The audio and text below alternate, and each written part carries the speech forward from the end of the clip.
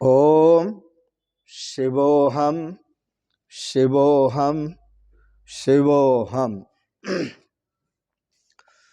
ओम सच्चिदानंद रूपाय विश्वोत्पत्त्यादि Hathaway तापत्रय विनाशाय श्री कृष्णाय वयं नमः। श्री कृष्णाय वयं नमः। ओम अखंडानंदबोधाय शिष्य संतापहारणे सच्चिदानंद रूपाय तस्मै श्री गुरवे नमः। तस्मै श्री गुरवे नमः। तस्मै श्री गुरवे नमः। पूर्व प्रसंग में आप श्रवण कर रहे थे महर्षि अष्टावक्र और जनक संवाद।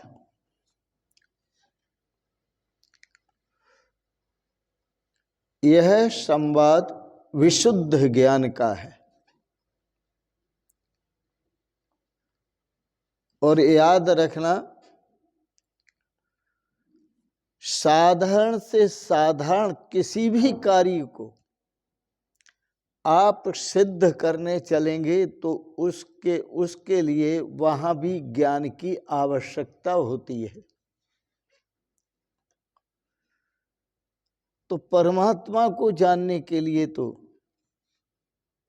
ज्ञान की परम आवश्यकता है।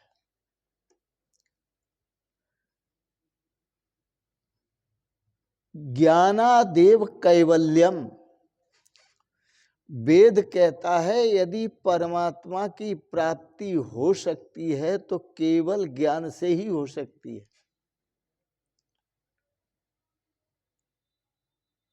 और परमात्मा स्वयं कैवल्य स्वरूप है, ज्ञान स्वरूप है।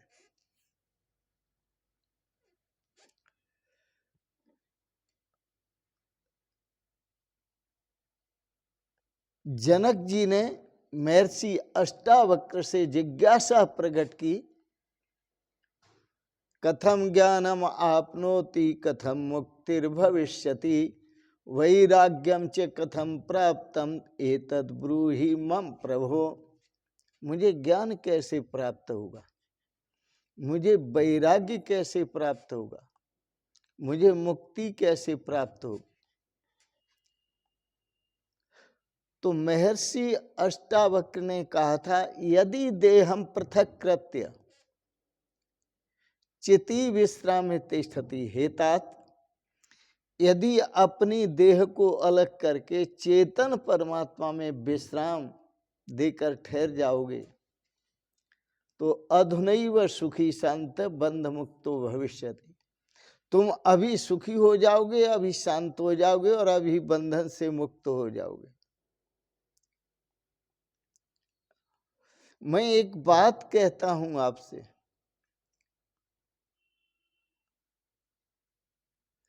कि आपको जिस दिन लगेगा कि मैं एक शून्य आकाश की तरह हूं, जिस आकाश में सब कुछ होते हुए देखता हूं लेकिन उस आकाश में कुछ भी नहीं हो रहा है,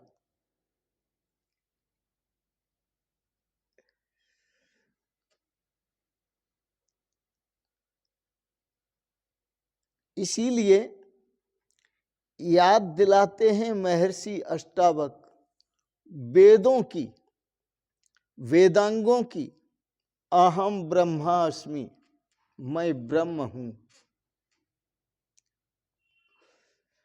अहम ब्रह्मास्मि, मैं ब्रह्म हूं।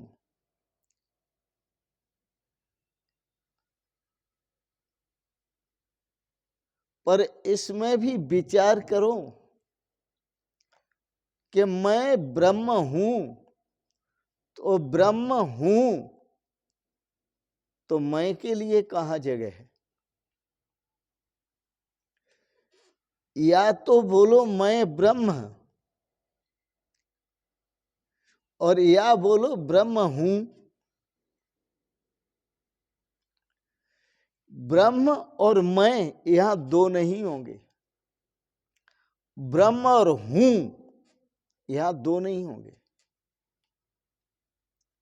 जो मैं हूं वही ब्रह्म है, और जो ब्रह्म है वही मैं हूं, और जो हूं वही ब्रह्म है, और जो ब्रह्म है वही हूं।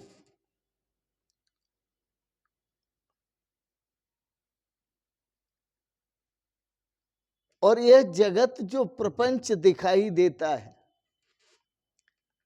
इसके लिए संत महापुरुष कहते हैं, विचार करके देखो प्यारे जगत बना है मन से। विचार करके देखो प्यारे जगत बना है मन से।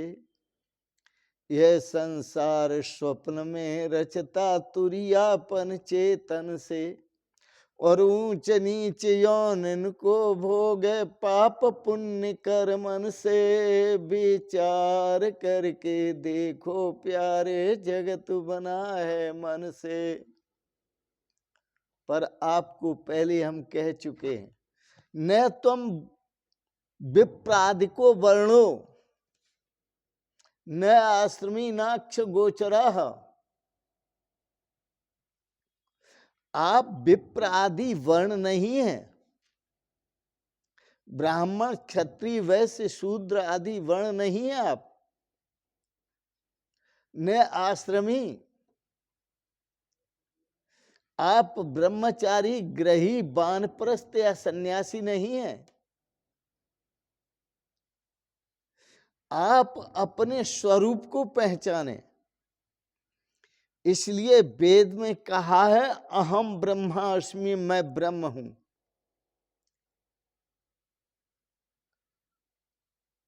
इस पर ही विचार करें। यह भाषा का अंतर है, यह मौन का विषय है। मौन में स्वीकृति होती है, भाषा में शब्द होते हैं, और मौन ही वस्तुतः ज्ञानियों का है। यह भाषा ज्ञानियों की नहीं है। यदि हम मौन हो जाते हैं तो अद्वैत में स्थित होते हैं, और जब हम भाषा बोलते हैं तो द्वैत खड़ा हो जाता है। किसके लिए बोल रहे हैं, किसको सुना रहे हैं, किससे कह रहे हैं, द्वैत खड़ा हो जाता है।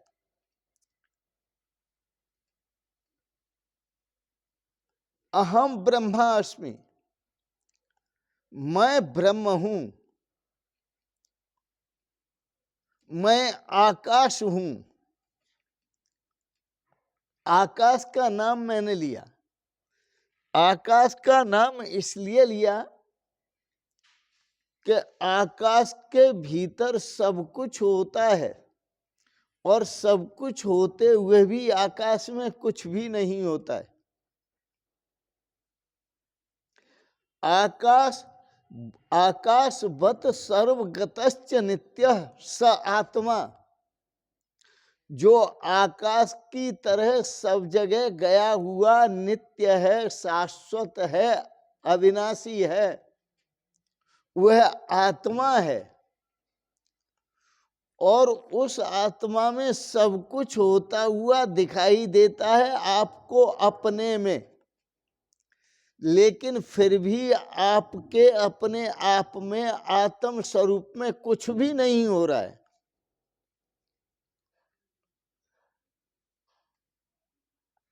हम देखते हैं और कहते हैं मकान है, लेकिन यह मकान कभी खंडहर हो जाता है, और खंडहर होने के बाद गिर जाता है। तो मकान है, खंडहर में बदल जाए तो मकान नहीं कहते कि मकान है, खंडहर है। और खंडहर भी जब खत्म हो जाता है तो हम उसे खंडहर भी नहीं कहते। इसी तरह से हम कहते हैं कि आदमी है, और जब मर जाता है तब क्या कहेंगे? है का तो अर्थ होता है अस्ति, सत्य।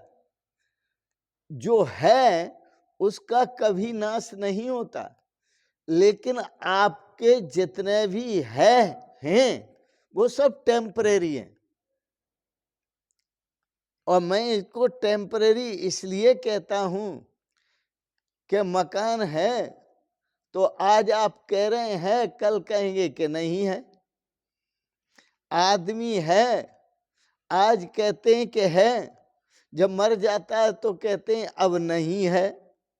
आपकी दोनों बातें हैं, है और नहीं है।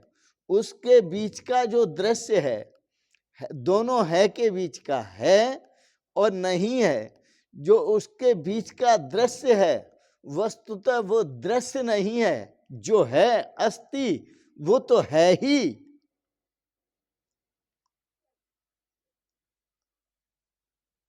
और याद रखना, जो आपको अभी दिखाई देता है कि है, वो कभी नहीं था। अभी दिखाई देता है, वो आगे चलकर कभी नहीं होगा।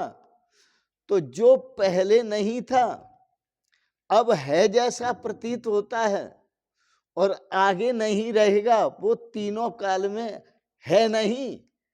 अभी है जैसा प्रतीत होता है परंतु है नहीं, क्योंकि आकाश में सब है जैसा प्रतीत होता है परंतु यह आकाश ही है, और आकाश में जितना जो कुछ दिखाई देता है वो नहीं है। इसी तरह परमात्मा है, और परमात्मा में जो है जैसा दिखाई देता है वो तीनों काल में है नहीं, केवल परमात्मा है।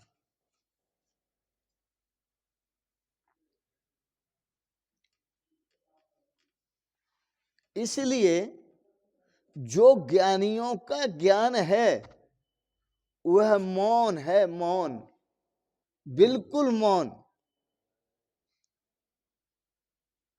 क्यों? कि वो ज्ञान स्वरूप जो परमात्मा है वो निशब्द है। आप कितने ही शब्द उस तक पहुंचाइए, कोई शब्द वहां तक नहीं पहुंचता, क्योंकि उस परमात्मा को अवाक का है। आप आंखों से देखना चाहें तो कितना ही प्रयास कर लीजिए, आप आंखों से देख नहीं सकते, क्योंकि उसे अगोचर का है।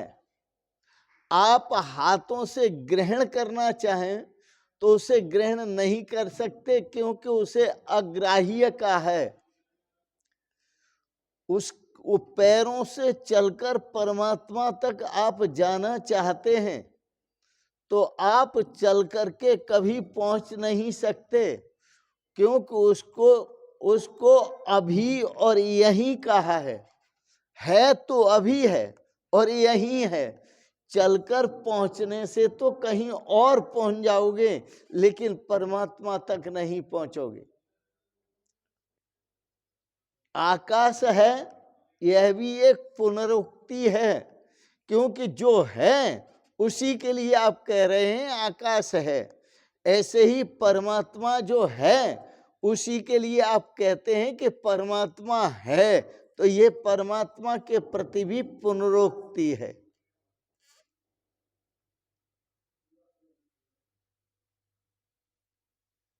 इस प्रकार से ज्ञान मौन है। उस ज्ञान को, प्रभु के ज्ञान को, परमात्मा के स्वरूप ज्ञान को शब्दों तक लाना असंभव है। इसलिए मैं एक बात कहता हूं आपको कि भाषा, जितनी भी भाषाएं हैं और भाषा है, वो सब अज्ञानियों की है। ज्ञानियों की कोई भाषा नहीं है। ज्ञानी तो बिल्कुल मौन है, उसके पास कोई भाषा नहीं। जो परमात्मा के स्वरूप को किसी भाषा में बता सके, जो शब्दों में आपको दे सके, उसके पास कोई भाषा नहीं, क्योंकि वह परमात्मा स्वयं भाषातीत है। वो अभी है और यही है और यही है आपके स्वरूप में। पहचान सकते हो तो पहचान लो, जान सकते हो तो जान लो। इसलिए यहां भाषा की बात नहीं, चलने की बात नहीं, अपने श्रेय की बात है, पहचानने की भी बात नहीं। आप वह परमात्मा आपका अपना स्वरूप है। ध्यान रखना, उस परमात्मा का चलकर जाना चाहे तो पहुंचेंगे कैसे? वह परमात्मा आपका निजी स्वरूप है। प्राप्त करना चाहेंगे तो आप कैसे प्राप्त करेंगे? वह परमात्मा आपका निजी स्वरूप है। आप उसे देखना चाहेंगे तो कैसे देखेंगे? वह परमात्मा आपका निजी स्वरूप है। उसे सुनना चाहेंगे तो कैसे सुनेंगे? आपका परमात्मा आपका निजी आनंद स्वरूप है। उसका आनंद लेंगे तो आप कैसे लेंगे? वह परमात्मा आपका निजी सुख स्वरूप है, सुख स्वरूप है। उसका सुख का अनुभव करेंगे तो कैसे करेंगे? वह परमात्मा आपका ही स्वरूप शांति स्वरूप है। अब आप उस परमात्मा की शांति का अनुभव करेंगे तो आप कैसे करेंगे? इसलिए परमात्मा को अनुभव करना है तो होश पूर्वक करो। कहीं जाने की जरूरत नहीं, कहीं ढूंढने की जरूरत नहीं, कहीं खोजने की जरूरत नहीं। हाँ, मैं एक बात कहूंगा कि परमात्मा को खोजने की जरूरत नहीं है, बल्कि अपने को खोने की जरूरत है। परमात्मा को खोजने की जरूरत नहीं है, अपने को खोने की जरूरत है। इसलिए कबीरदास जी कह सके कि खोजत खोजत हे सखी, खोजत खोजत हे सखी, रहा कबीर हिराई। बूंद समानी समुद्र में शोकत हेरी जाई। एक बूंद आकाश से चली समुद्र की खोज में, और जब वह समुद्र की खोज में चली, वहां किनारे पर बैठे हुए स्वामी रामकृष्ण परमहंस देख रहे थे। देखा बूंद आई और बूंद आकर के समुद्र के थोड़े से ऊपर रुक गई। रामकृष्ण परमहंस ने पूछा कि बूंद तुम रुक क्यों गई?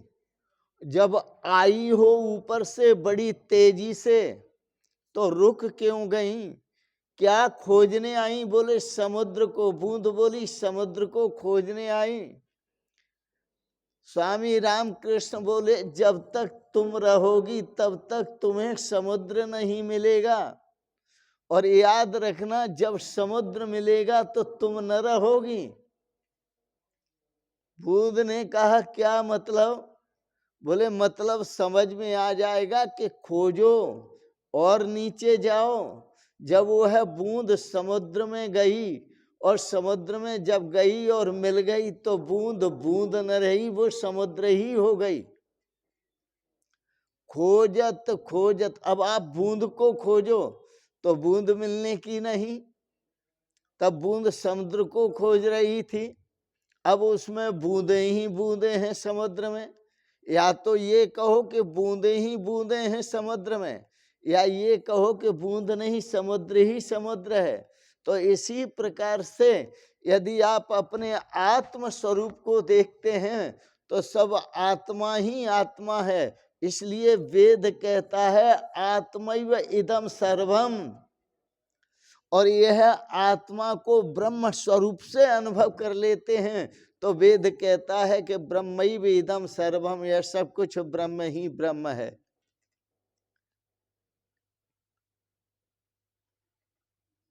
यह घटना बड़ी दुसाध्य है। महर्षि अष्टावक्र कहते हैं, लेकिन बात जो है बिल्कुल सीधी और साफ है। परमात्मा हियर एंड नाउ अभी है और यही है। परमात्मा कभी कोई उपलब्धि नहीं है, उपलब्ध करने की चीज नहीं है, प्राप्त करने की चीज नहीं है जिसे आप प्राप्त करेंगे। परमात्मा तुम्हारा निजी स्वभाव है।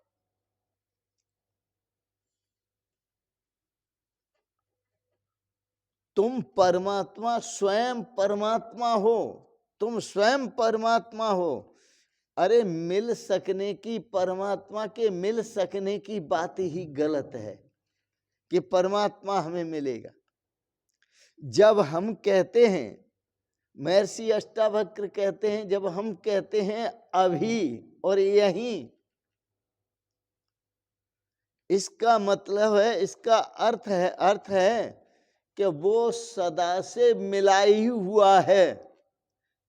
हमें भ्रांति है कि वो हमें प्राप्त नहीं है, हमें मिला हुआ नहीं है, इसलिए हमें लगता है कि उसे खोजो। लेकिन खोजो मत, जरा आंख खोलो, ज्ञान की आंख खोलो और उस परमात्मा को अपने स्वरूप में देखो। मिल सकने की भाषा ठीक नहीं है, वह परमात्मा कभी मिलेगा, यह भाषा ही गलत है। यहां तो सिर्फ आंख खोलो और देखो, क्योंकि वह परमात्मा तुमसे अलग नहीं है। जिसे तुम उस परमात्मा को खोजोगे, वह कोई खोज का लक्ष्य नहीं है, वह कोई ऐसा नहीं है कि वो मंजिल हो और तुम यात्री हो। वह परमात्मा यही है और अभी है, वही मंजिल है और वही यात्री है। यात्री भी वही बना हुआ है और मंजिल भी वही बना हुआ है, प्राप्त करने वाला भी वही बना हुआ है और प्राप्त करने वाली वस्तु भी वही बना हुआ है। बस आंख बंद करने की जरूरत नहीं, आंख खुली है तो खुली आंखों से पहचानो। इसलिए कबीरदास जी ने कहा, खुले नैन पहचानू सतगुरु, सुंदर रूप निहारूं। मैं उस प्रभु का खुली आंखों से सुंदर रूप निहारता हूं। तो दोनों तरफ से परमात्मा का दर्शन होता है। आंखें बंद करके भी हम परमात्मा का दर्शन करते हैं और आंखें खुली आंखों से भी परमात्मा का दर्शन करते हैं। चाहे आंखें खुली हों और चाहे बंद हों, मगर देखो, केवल परमात्मा को देखो। दृष्टिम ज्ञानमयीम कृत्वा पश्येद ब्रह्ममयम जगत, यह सारा जगत ब्रह्ममय है, परमात्मा का स्वरूप है। तो अपनी दृष्टि को ज्ञानमय बनाओ। परमात्मा को कहीं ढूंढने की जरूरत नहीं है, अपनी दृष्टि को बदलने की जरूरत है। आपने सुना होगा, जैसी दृष्टि वैसी सृष्टि, जैसी दृष्टि है सामने वैसी सृष्टि दिखाई देगी।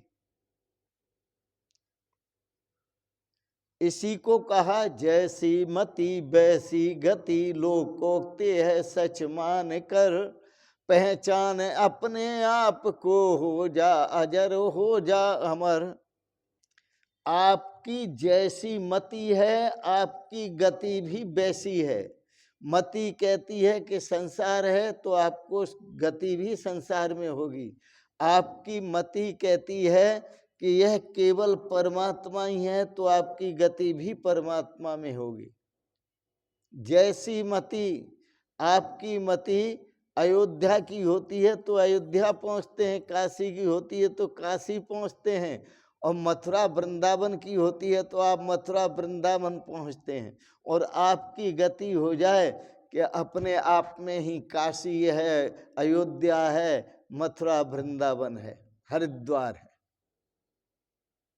तो आप यहीं जो तीर्थों में जिसे प्राप्त करते हैं भटक करके, वो आप अपने आप में प्राप्त कर लेते हैं अभी और यहीं। यही बात महर्षि अष्टावक्र कहते हैं, अभी और यहीं। यह घटना बड़ी दुसाध्य है, बड़ी कठिन है घटना। मैं आपको बताऊं क्यों कठिन है। एक छोटा सा दृष्टांत दूंगा, उससे आपकी समझ में आ जाएगी बात। कई बार एक भ्रांति हो जाती है। क्या भ्रांति होती है कि हमारी नाक पर ये चश्मा चढ़ा हुआ है। कई बार हम भूल जाते हैं और हम चश्मा को ढूंढने लगते हैं, पता नहीं कहाँ रख के भूल गए वो चश्मा कहाँ है। अब आप सोचिए कि हम चश्मा से ही चश्मा को ढूंढ रहे हैं।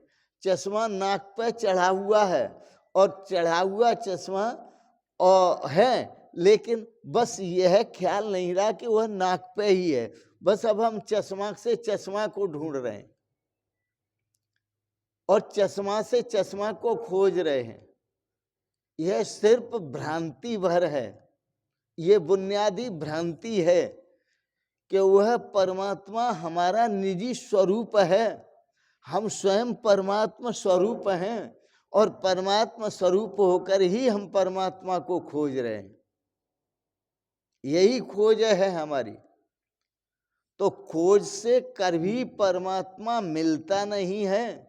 जब खोज गिर जाती है तभी परमात्मा मिलता है। इसलिए कबीरदास जी ने कहा, खोजत खोजत हेक सखी, रहा कबीर हेराई।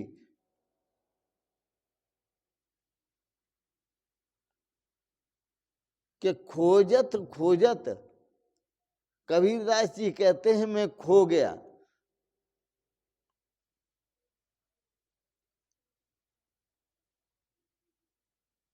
और इतना ही नहीं कि वह कहते हैं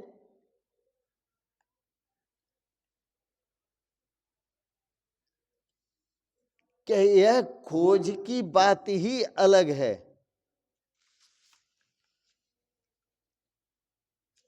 हम किसकी खबर चाहते हैं, हम किसका पता चाहते हैं, हम किसको ढूंढ रहे हैं।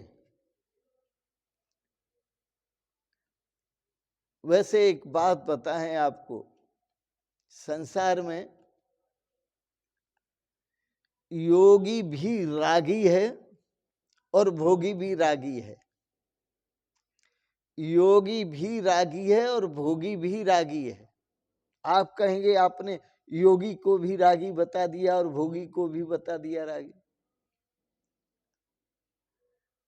हमने इसलिए बता दिया कि जो भोगी है वो टेम्परेरी भोगों में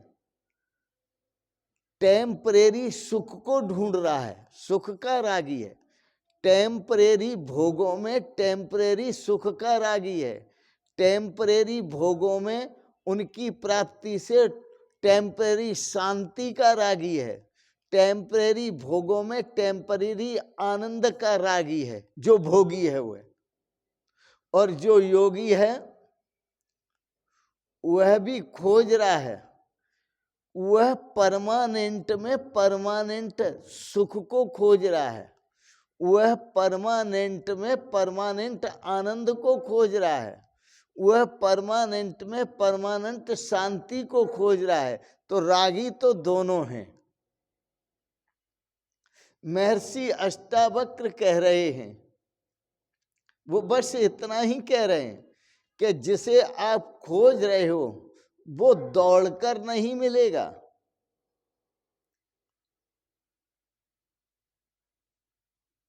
अब तुम बहुत दौड़ चुके हो, अब दौड़ो मत, ठहरो। क्योंकि परमात्मा कहीं दौड़ने से नहीं मिलता। जब भी मिलेगा परमात्मा तो रुकने से मिलेगा। तुम बहुत खोज चुके, रुकने से क्यों मिलेगा? कि जब आपकी दौड़ थी तब तुम बाहर देख रहे थे परमात्मा को, इसलिए दौड़ रहे थे, बाहर ढूंढ रहे थे, दौड़ रहे थे। और जब समझ आई तो तुम अपने आप में ही झांकोगे और अपने स्वरूप में ही परमात्मा का दर्शन करोगे। बाकी झांकी श्याम की बसे हृदय के बीच, जब चाहूं दर्शन करूं दोनों आंखें मीच।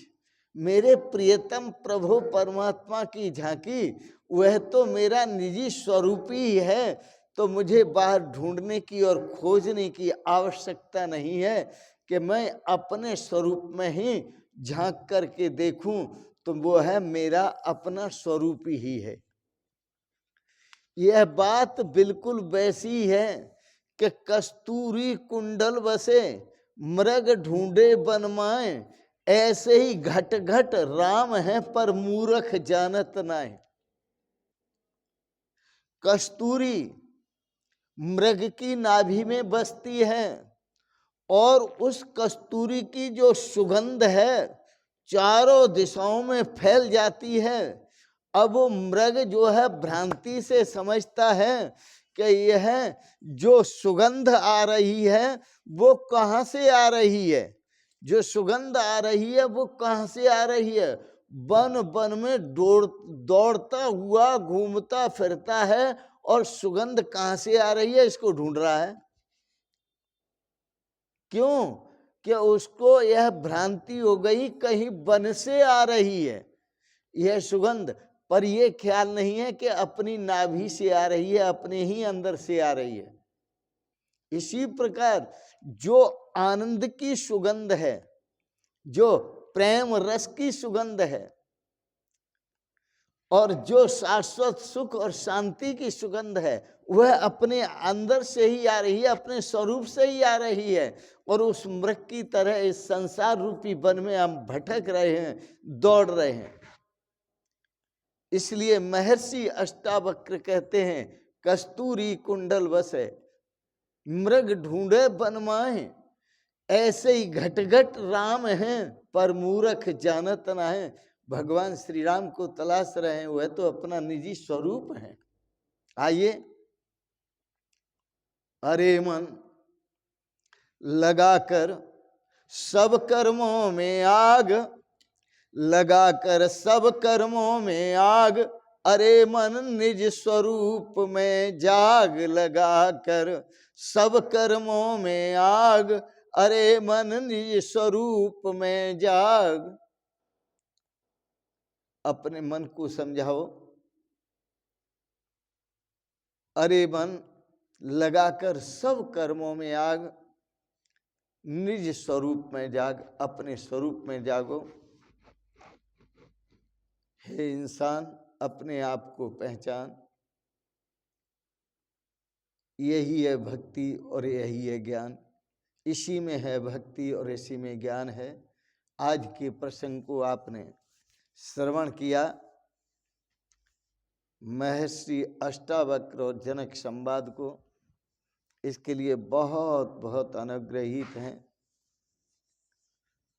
और आप सबके प्रति कोटि से मंगलमयी शुभकामनाएं करते हैं। आप अपने परिवार परिकर इष्ट मित्रों के साथ सदा स्वस्थ और सुखी रहें। आपका मन प्रभु के स्वरूप में लगा रहे और आप अपने जीवन में श्रेय और सौभाग्य को प्राप्त करें। आपको बहुत बहुत शुभकामनाएं, बहुत बहुत आशीर्वाद और आपको बहुत बहुत मेरे प्रणाम प्रणाम प्रणाम। शिवोहम शिवोहम शिवोहम।